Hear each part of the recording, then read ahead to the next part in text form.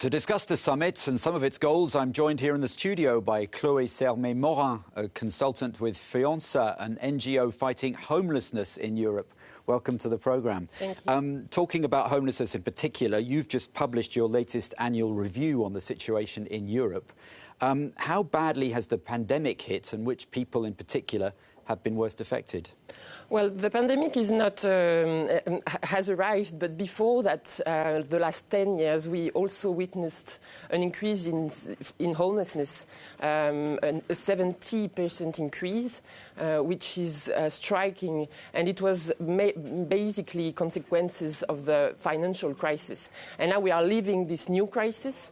We know that we see rise in extreme poverty. We saw in different countries queues for food banks, for instance, and we are really worried about the fact that we will see in the coming years a steep rise in street homelessness if we don't do anything. Well, you talk about the coming years. Obviously, the pandemic has had an impact, and you particularly focus on the post-pandemic period and your fears about a return to normal, in inverted commas, as support schemes end.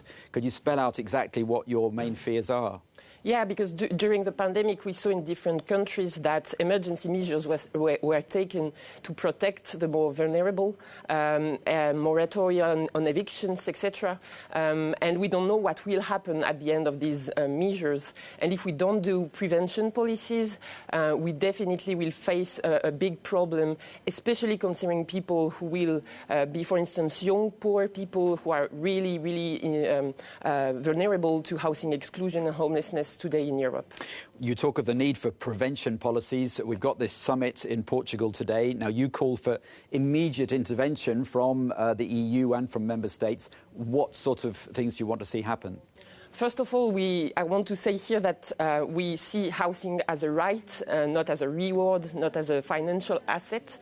So that's the first thing that Europe has to put forward in their discussions. And we are really looking forward to new things to come up on the homelessness front.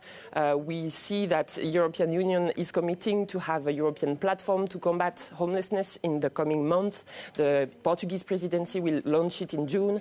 So we are hopeful that European leaders will take the challenges on board. Yeah.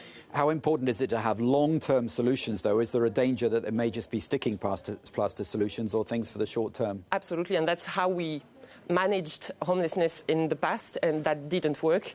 Long-term policies are absolutely the way to go.